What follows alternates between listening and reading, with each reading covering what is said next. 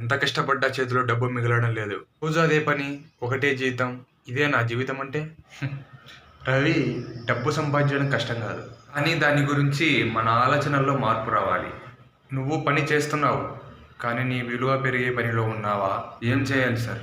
ఉద్యోగం ఉంది, జీతం వస్తుంది. ఇదే కదా జీవితం? జీతం అంటే జీవితం కాదు రవి. జీవితం అంటే ఎదుగుదల. ఎదిగితేనే సంపాదన ఉంటుంది. నిజంగా డబ్బు సంపాదించాలంటే నీ టైం అమ్ముకోవడం కాదు, నీ స్కిల్ అమ్ముకోవాలి.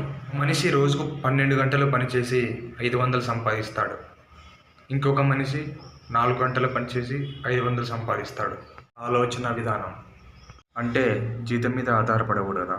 ఆధారపడచ్చు, కానీ అదే భవిష్యత్తు అనుకోకూడదు. పక్కన ఓ ఆదాయ మార్గం ఉండాలి. అదేలాగో చెప్తా విను. నీకు నచ్చిన పనిలో పట్టు సాధించు. ఆదాయాన్ని పెంచు, ఖర్చు తగ్గించు. నిన్ను నువ్వు మార్కెట్ చేసుకో. సోషల్ మీడియా అయినా, ఫ్రీలాన్సింగ్ అయినా. సార్, మీరు చెప్పింది నిజమే. ఇంతకాలం డబ్బు కోసం పని చేశాను. ఇప్పుడు డబ్బును రూపొందించాలనిపిస్తోంది. అదే తేడా రవి. డబ్బు వెనుక పరిగెత్తేవాడు ఉద్యోగి అవుతాడు.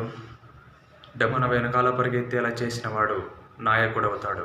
నా ఆలోచన మార్చుకుంటా. ఇది నీ మొదటి మెట్టు రవి. మొదలుపెట్టు. డబ్బు సంపాదించాలంటే నీ ఆలోచన విధానం మారాలి.